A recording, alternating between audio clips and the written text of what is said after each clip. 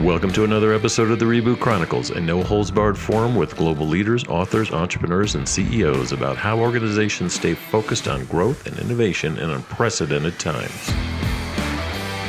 I'm your host, Dean DeVias, coming to you live from Reviv's North American headquarters in Chicago, and we would like to thank you for joining us from around the globe today. I'd like to welcome hospitality guru and Dine Brands CEO John Peyton to the Reboot Chronicles. The $8 billion restaurant group that owns Applebee's, IHOP, and Fuzzy's has 125,000 employees across their corporate and franchise system of around 3,500 restaurants. I really love the stats this company cranks out. For instance, every year Applebee's serves about 13 million wings, while Fuzzy's serves about 17.5 million tacos, and IHOP serves, over 400 million pancakes. I'm getting hungry. So while doing all that, these are one of the largest full-service restaurant companies in the world that have also received a Great Place to Work certification. Those of you that don't know, that is a recognition based entirely on the employees and what they report about their experience. So pretty good report card. John, it's good to see you. Good to see you, Dean. Thanks for having me. Yeah, my producer was doing some digging and came up 400 million pancakes. That's insane. It is insane. We just celebrated National Pancake Day, and on that day alone, we served 1 million pancakes. Oh my gosh, that's crazy. You own such iconic brands. I just, what's kind of the secret to this long-lasting success that just keeps going? And maybe before that, just how is this all formed and brought together? This Dine Brands platform, and maybe that's a better place to start, and then we can get into the the individuals a little bit. So the history is that IHOP, founded in Southern California 65 years ago, purchased Applebee's about 13 or 14 years ago, and they created Dine Equity when they did that. So IHOP purchased Applebee's, and we became Dine Equity. Changed the name to Dine Brands a few years ago to reinforce the fact that we're a brand company and that we're brand led. And then last year, in December of 22, we acquired Fuzzy's Taco Shop, which is about 150 restaurants that started in Dallas 20 years ago and is now in 18 states. And we've got big expectations to take that business nationwide.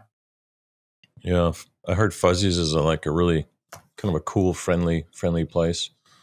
Very different. Yeah, we love it. It's a service model that makes sense today. It's a bit of a hybrid between full service and QSR in the sense that you order it's a full service bar, and so you order your tacos or whatever your burritos at the bar, and then you get a buzzer and you pick up your food at the window, but we serve it on plates with real cutlery. Right? It's not in a paper bag. And then the restaurant itself is super inviting. It's really cool. It's really colorful.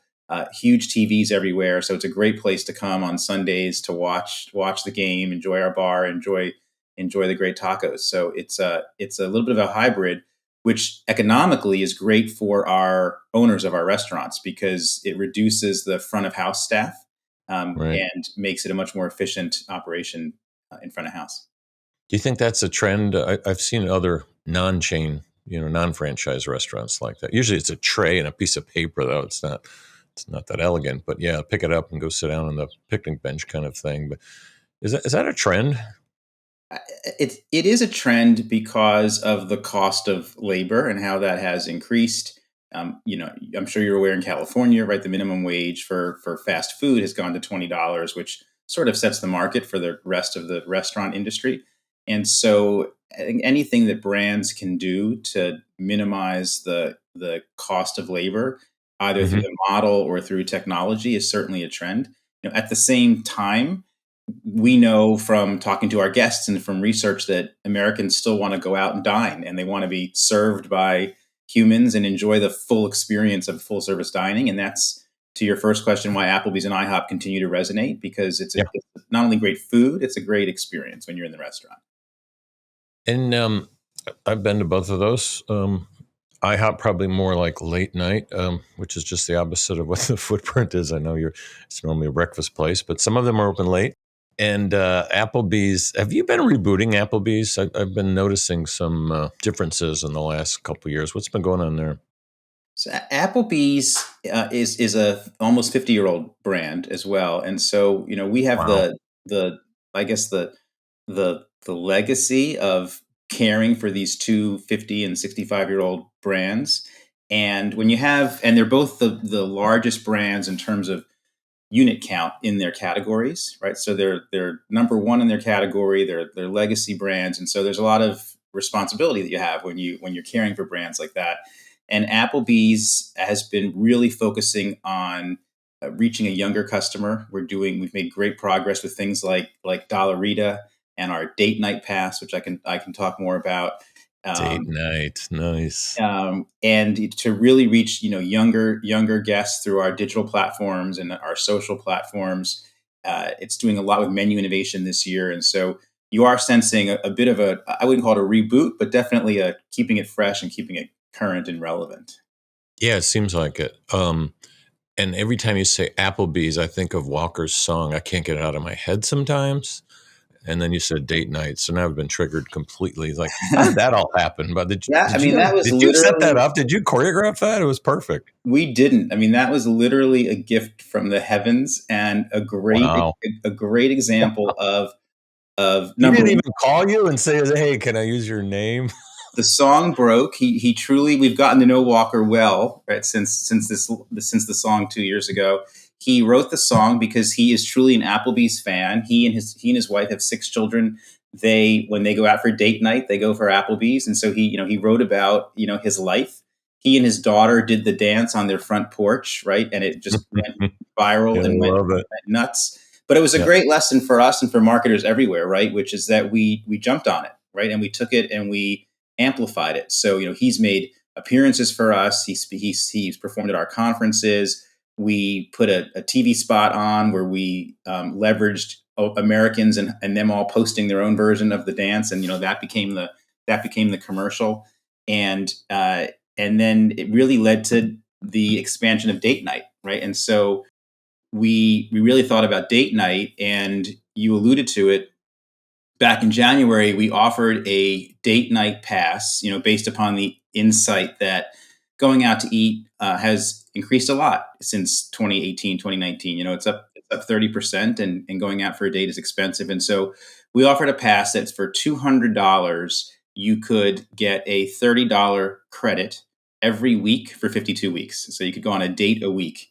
And that was a Whoa. $1,600 value for $20. We made it available at midnight on a night in January, and it sold out in less than 60 seconds, which is Uh, phenomenal. no wonder I didn't get any of that. Yeah. It was after your bedtime, and Yeah. we got amazing press and coverage, and people who earned the passes posting their date, and thanking Applebee's. And it was so successful, we did it again in February for Valentine's Day. We did another 1,000 passes. We learned our lesson about first come, first serve, because some people felt like staying up to midnight wasn't quite fair. So we put everyone's name into a virtual hat and pulled out 1,000 winners and did it again in February. Nice. Please pull mine out next time. I mean, there's just such a great lesson here. At Kellogg, we have this saying that we teach students, never leave serendipity to chance. And, you clearly, seized the moment. Didn't you have something with Adam Sandler and IHOP that was a big faux pas, but you spun it around or something? Exactly. It's another great lesson about how marketers today have got to be just as agile, to react to what happens outside their plans as their plans themselves. And so this was 2 summers ago, I believe. Adam Sandler, at the end of COVID, people were still wearing masks, Yeah. was filming on Long Island. So he came into the restaurant with his daughter wearing the mask and asked to be seated, and was told by the host that it was a 30-minute plus wait. And so he said, thank you very much, and he left. And then after he left, she realized, oh my gosh, I just turned Adam Sandler away, and she posted that on her own social channels. Mm. We picked that up, and we reached out to him, and then he responded on we posted like, come back, and he said, I didn't really leave because of the line. I left because I found out the milkshakes weren't available, or something funny. And so we then created Milkshake Monday on his behalf. We donated money raised from the sale of those milkshakes to one of his charities. And then he invited our hostess, who turned him down, to bring milkshakes to him on set, which we then were able to, leverage that. So it's a great example, like you said, of taking advantage of something, of serendipity, right? And Yeah. we jumped on it, and we got a lot of legs from that, and he played along, and that's what happens. You've got when great brands have fans, right? Like Adam Yeah. Sandler and Walker Hayes, things like that happen. Yeah. Yeah. And you've got two iconic brands that people just, it's in the vocabulary, the vernacular, yeah, especially IHOP. What, what's going on with the, Fuzzies? I'm down in Florida. Are you going to start bringing them down here? I think they'd be a massive hit. Yeah, there are a couple. There are a couple in northern Florida, and we are doing a lot to build the pipeline. Fuzzies for us represents growth, right? When you've got two mature brands with really large footprints like Applebee's and IHOP, you're not going to get wild growth year in and year out. We're getting steady growth. Yeah. Fuzzies we purchased because, as I mentioned, it's in that more flexible service category. It's Mexican and tacos, which is a really fast growing category. It's not a particularly, it's more of a California inspired taco. We call it, a Baja kind of flavor. And so we think it's really applicable across the country, certainly in Florida. And coming to you soon in Florida, we are working to build the pipeline as we speak. Thank you. I'll send you some zip codes.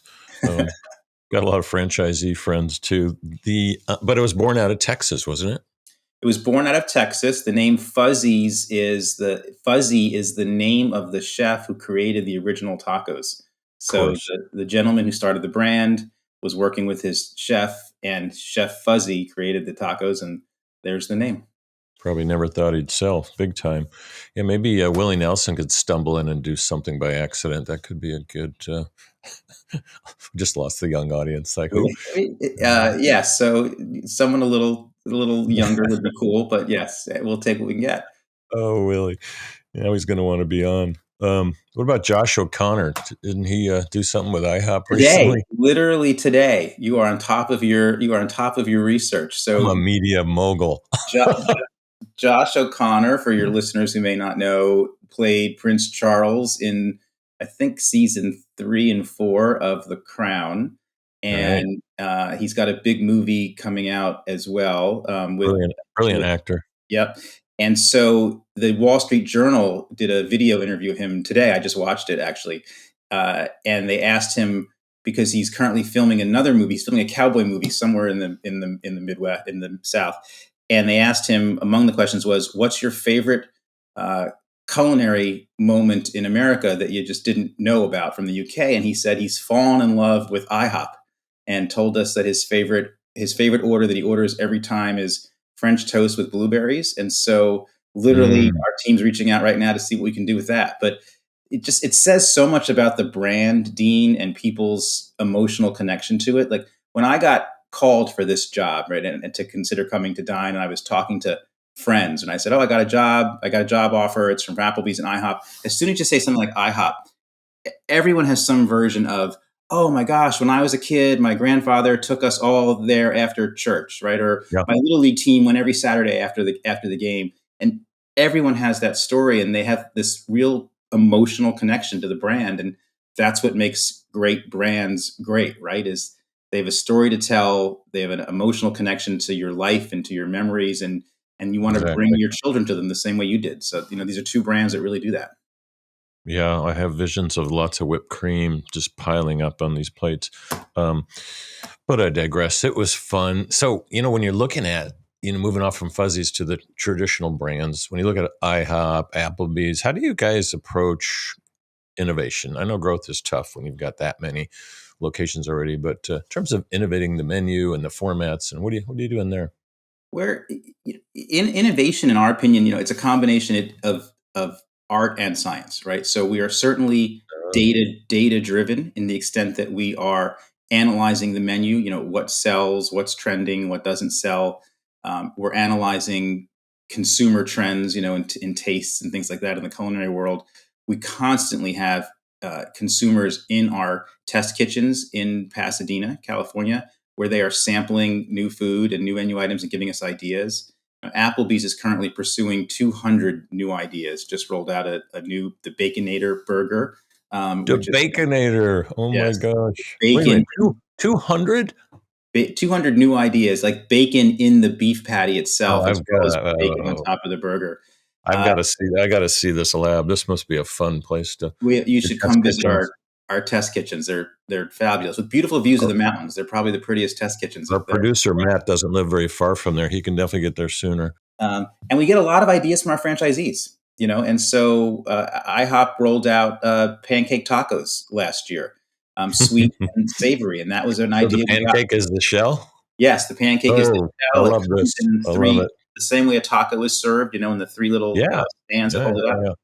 and you can get strawberries and cream or eggs and bacon. That came from a franchisee. Dollarita at Applebee's came from a franchisee. So we get so many ideas from our franchisees, and that's the strength of our network. Yeah, I love that menu item. But also, you just said something interesting. So you just blended an Applebee's menu with IHOP. Are you actually blending formats and stores and trying things like that? So we have internationally. We just opened our eighth what we call dual brand restaurant, Uh-huh. which is an Applebee's and an IHOP in the same box, in the same footprint.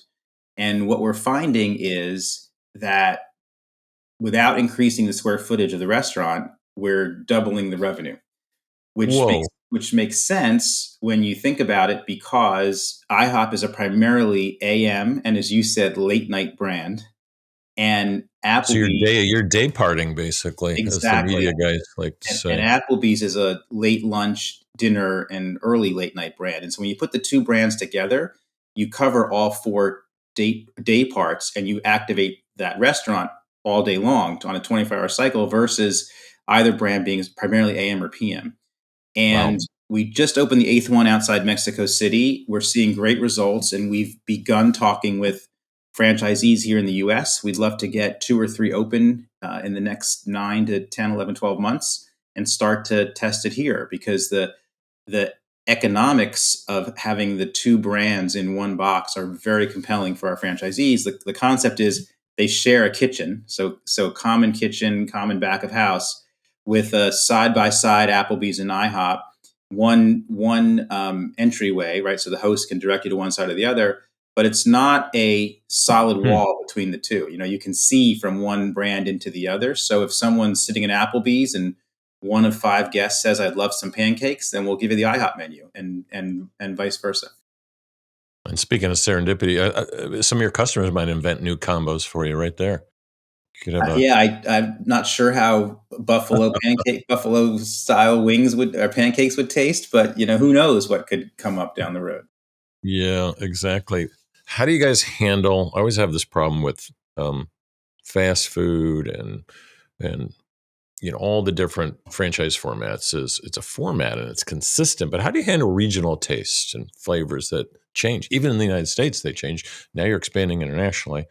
It's like some people don't like the barbecue whatever sauce. It's different in New England than it is in Yeah. South Texas. Yeah. So it requires balance, right? A little bit of tricky balance, because one of the things about having a national or even global brands, but in this case call them national brands, is if you have a business traveler, for example, or a family on vacation who loves IHOP or Applebee's at home, they expect IHOP or Applebee's away from home to look the same, taste the same, service to be the same, and so that's very important, or else you don't have a brand.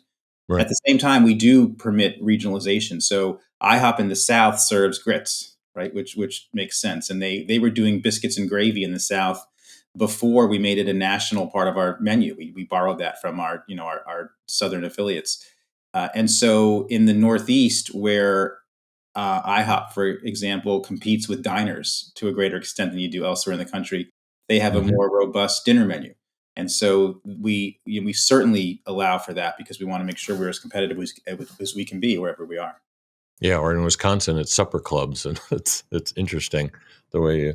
So yeah, it sounds like you're actually doing it, but consistent at the same time. Whereas others, we've had McDonald's on the CEO. It's like it's not. I mean, in different countries maybe, but it's pretty much set. Oh yeah, yeah. Every So zip code in the those U.S. it gets a little boring.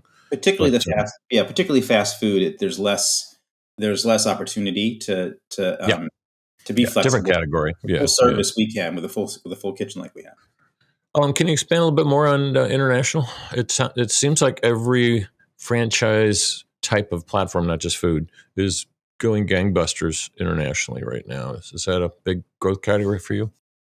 We expect it to be. We expect to double our number of restaurants over the next 5 years. We have 250 outside the U.S. today, and our goal is to get to about 500.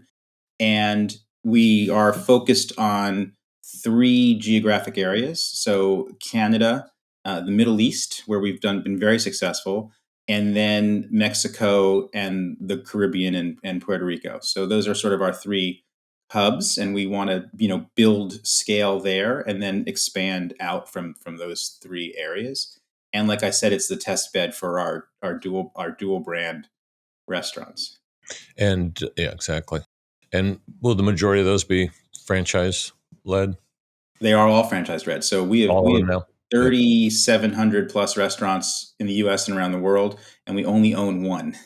Oh, I And thought you still owned a bunch. Okay, no, got and it. the one restaurant we own is a Fuzzy's in Dallas, which serves as our test kitchen for our Fuzzy's team because they are based in Dallas. And it's an interesting point.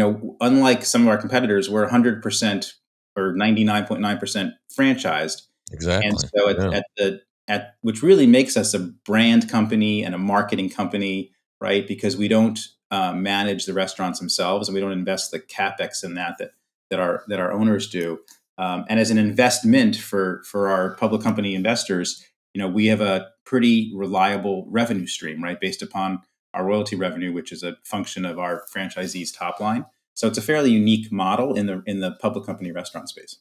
Yeah, it's very franchisee friendly too, and I like the fact that you're really focused on the ROI for them. That's nice, and allows you to be more of a marketing brand company, which you've proven to be very nimble. And I think you just did a deal with the NFL. What's that all about? So Applebee's has been a longtime sponsor and partner with the NFL, and starting this new season will be the official bar and grill of the NFL. And so Whoa, you'll that's a see big us step. perfect, right? Wings on Sunday, and so you'll see us doing a lot of cool integrations and surprises with them. We just launched the first undercover boss, undercover employee. We've had an NFL player who is serving in the restaurant, and most people recognized him. And we'll do more of those as well. They didn't want to use you. Come on. And I don't know if I can pull that off. That's not my. I don't know if I can pull that off. No, you're busy. You got stuff to do. So that's so Buffalo Wild Wings can't be happy with that. You guys have to go put in a lot more TVs now, or are we already ready for that? Because Every Applebee's has their Applebee's is essentially a sports bar, right, on the bar side. So they've got TVs everywhere, great TVs, great bar, great snack food. And Applebee's, I'm surprised you haven't heard in all of your research, Dean. Applebee's has America's favorite boneless wings, oh yeah, and we better. just earned that accolade via a triple blind nationwide taste test, and we've been promoting that, and that's been really successful for us the last couple of weeks. It did say boneless in the opening. I just didn't. It was too many words for me, so I cut that word. I did. How Do you do you get do you them? How do prefer you get do them? you, do you prefer boneless or bone in? Do you have a preference? I like something to hold on to. So yeah, I'm good. But how do you get them boneless? What is that an innovation? Do you have a patent on that? What is that? No, we don't have a patent on it. It's chicken, but with our special IHOP, Applebee's, coating and sauce and the way we prepare it. Nice, nice. And so backing up, so 3,700 now. Where do you want to be like 5 years, or pick a 5 to 10, whatever you pick one. Yeah, yeah. Our goal is to get to 4,200 ish. Over the next 5-6 years. That's So our that's that's our aspirate. That's our aspiration. We set what we call BHAGs, big, hairy, audacious goals, and we set them aggressive. So to set something like 500 more restaurants in 5 years requires us to think differently, act differently, not do the same old thing, and we have to challenge ourselves to figure out big ideas that move the needle, and that's why we set BHAGs. Something like 500 restaurants in 5 years.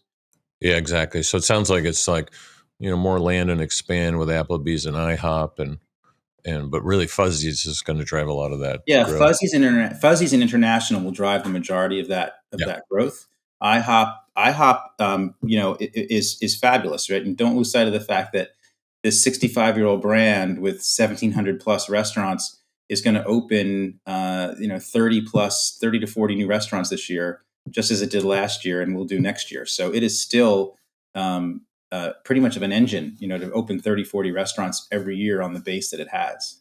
When you look at competitiveness, how do you, it's obvious answer because of everything you just said, but how do you really stay ahead? How do you challenge your people to kind of stay ahead of the competition? Because in America, you get in a car and I can pass 5 of your competitors on the way to the IHOP. It's a little daunting actually how much we have. How do you stay competitive in that kind of It starts with our people, both at headquarters as well as our franchisees and their team members. But just speaking about us at headquarters on our brand teams, you got to yeah. hire people who are competitive. You've got to hire people who come in every day wanting to win, and who are pointing their fingers out and can look at the competitors of each brand and say we're gonna beat them. We don't let ourselves get overly influenced by what our competitors are doing. We like our plans and we stick to them. So we're not reactive or responsive in a knee jerk sort of way. And each of our teams, like I've said, we set big, hairy, or aggressive goals around unit growth, around traffic growth, and around franchisee profitability. And if you come in with small ideas and the same ideas you did yesterday, you can't hit those kind of goals. And so, we encourage a very entrepreneurial environment. Uh, Failing is cool. Failing is okay. It's fail fast and learn lessons from it, and move on. And so we take a very collaborative approach to that and encourage risk taking and big thinking. I had a feeling you were very competitive. That's why I asked that question. And you came out of the real estate industry. Not an easy thing to thrive in. So you've got a great background for this role, and I can see the impact already. What about your personal? We talked about rebooting the company. What kind of reboots have you been through yourself? I've been through all sorts of reboots. I mean, I was an English major undergrad, and Well, so going into a career in business, I went from my English major, graduated, and started business school. That summer, wow, and that uh, must have been culture shock. it was incredible culture shock. And I went to the MBA program at NYU, and at the time they brought in liberal arts majors like me, but we started a summer in advance to sort of catch us up for what we didn't do undergrad. So that first summer I took calculus, statistics, accounting, financial accounting, cost accounting, and corporate finance. And the most exposure I had to a number in college was, when a professor said, turn to page 86. So that was my first reboot. Was that I worked for PwC for 10 years in Oof. consulting, and the first couple of years were rough. I remember, I still have them, Dean. I still have my first two performance reviews as a first year staff, where it's handwritten at the time, right? Because it was 30 years ago, where I received unsatisfactory for my overall score. And one of the questions at the time that they asked was, "Would you work with this person again?" And my supervisor checked no. So twice, Oh twice no! on two reviews, but I made Twice. it. I made it at PwC for 10 years. So, that required a reboot in itself, where that was one of my first wake ups out of college, where, this is serious stuff, and I have to really dedicate myself to this. And I learned, the quantitative side of business, which was not really how I had spent my college career. And turned out to be really like consulting, and was good at the collaboration and helping clients solve tough problems, and did that for 10 years. Yeah, that's amazing. Yeah. Great. My second reboot, I would say, was I was 10 years in, and we had a 2-year old and a baby on the way. And back then, consulting was 5 days a week on the road, 45, 46 weeks a year. Like many clueless husbands, I thought everything was just fine. And I came home one day and my wife said, "You need to get a job in the same city where we actually live." And so I looked for a job And at the end of a job search, I had two offers, if I remember correctly. I had strategic planning in the derivative group at Citibank, and I had an operations role at Starwood Hotels, now owned by Marriott, but Starwood back then was Sheraton, Westin. Oh, yeah, W's. definitely take that one. Exactly. And I figured I'll never figure out what a derivative is. So I've been staying in hotels for 10 years as a traveling consultant. And I went to Starwood and was there almost 18 years. And it was fabulous. And that's where I really learned about branding and franchising and operations and unions and hourly staff and and being hospitable. being hospitable, and figured I would have spent my whole career there. But then Marriott bought Starwood in 2016. Yeah, Uh, and so that was yet another reboot for me when that happened. great story, John. Really appreciate you being on today. Good background, good story, good company. You've been listening to John Peyton, who's the CEO of Dine Brands. This is Dean Tobias with Reboot Chronicles. We want to thank you for joining us today. We'll see everybody soon.